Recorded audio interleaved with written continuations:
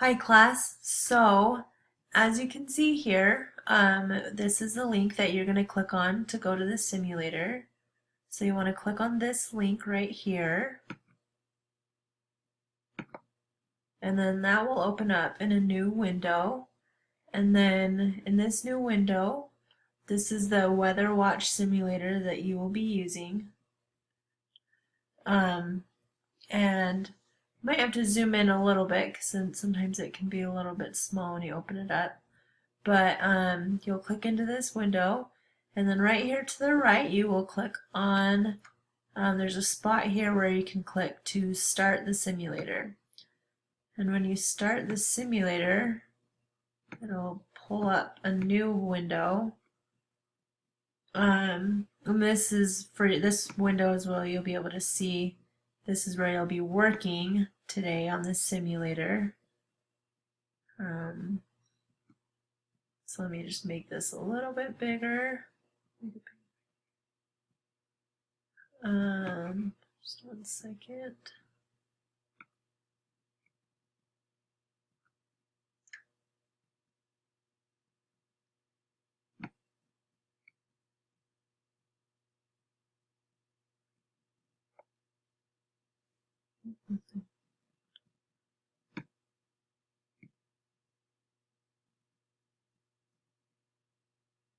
Okay, and then now we have the window here. So on the left over here, on the left side of the screen where you can see my mouse is, there's three weather gauges. One is for equatorward temperature, one is for poleward temperature, and one is for relative humidity. On the right, over here, there's a picture of what the day would be like based on how you move these weather gauges, based on the temperature of those. And then at the bottom, it gives you a description below of why the day is like that. It kind of gives you a description of what kind of weather you've created based on how you have moved the temperature gauges. So as you can see right here, when you first pull it up, it just has that there are just a few clouds, and that's because everything's just kind of humidity's at 70%, the temperatures and everything are at 30 degrees, so it's just a calm day just with few clouds. So that's just kind of what it looks like when you first open it up. So I don't want you to be too confused with the equatorward and poleward temperatures. Equatorward, on the far left one right here, that just means that the temperatures towards the equator or the middle of the earth are warmer. And the poleward temperature is talking about the temperatures towards the north or south pole where it gets more cold and snowy. So remember, as you go through the simulator, you want to work with all three of these gauges to see how it'll affect the weather as a whole.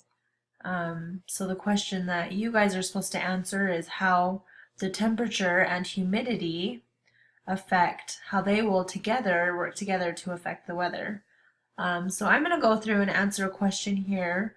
The question I'm going to answer is just how does just humidity affect the weather? So I'm only going to be working with this gauge right here.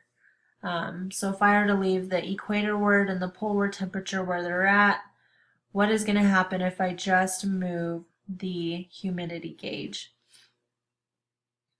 So by moving the humidity down, you can see some of the clouds went away. And so with less humidity, there won't be as much water vapor in the air to create the clouds. So as you can see at the description below, it says, I've made a great day with only minor temperature difference. There's not enough energy or vapor in the clouds to make a storm system or to create very much wind. So with low humidity, you will have a lot of sunshine. But now let me see what will happen if I move the temperature up, the humidity up, I mean. If I were to move the humidity levels up, keep moving them, then it looks like I have created a gloomy day. So there will be more clouds.